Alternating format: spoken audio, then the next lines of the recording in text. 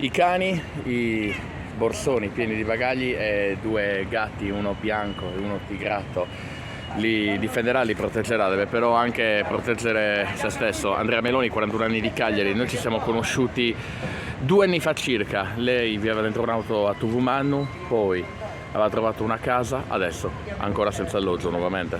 Nuovamente, già. Mi hanno trovato l'alloggio, ma mi hanno mollato dopo un anno. L'alloggio me lo sono pagato io.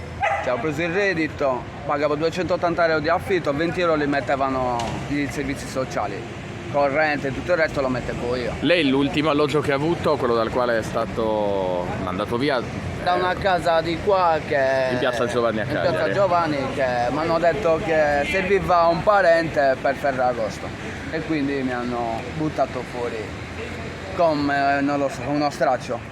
Cioè, veramente allucinante. Lei dice il comune deve aiutarmi perché mi ha nella sua lista, giusto? Per forza mi deve aiutare, perché ormai sono mesi che non si fanno neanche sentire. Mando un sacco di email, ci hanno fatto fare la domanda per la casa e ci hanno solamente illuso che ci davano una casa. Per una casa popolare. Per una casa popolare. Le case di via Flumentevido sono ferme. Cioè, c'è gente, io sono in mezzo a una strada ormai dal 2018 che sono. Lei ha lavorato però nel frattempo? È riuscito a trovare qualche occupazione? No, io non posso lavorare. Io purtroppo ho avuto un incidente nel 2010 in moto e mi sono spezzato la schiena. E andando avanti col tempo, ormai ho 41 anni, non mi cedono anche le gambe, non posso neanche più lavorare, figuriamoci. Sto aspettando, ho fatto la visita all'INPS e sto aspettando un lavoro dall'INPS.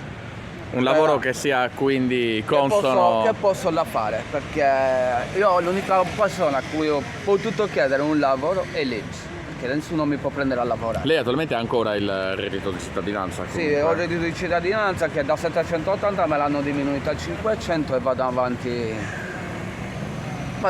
L'importante è che a loro non manchi niente.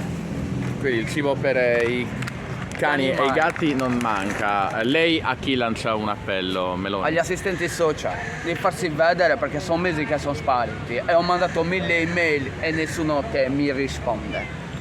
Proprio ho anche parlato male per farmi rispondere, non mi hanno mai cercato. E lei ovviamente dice assistenti sociali, aiutatemi per una casa.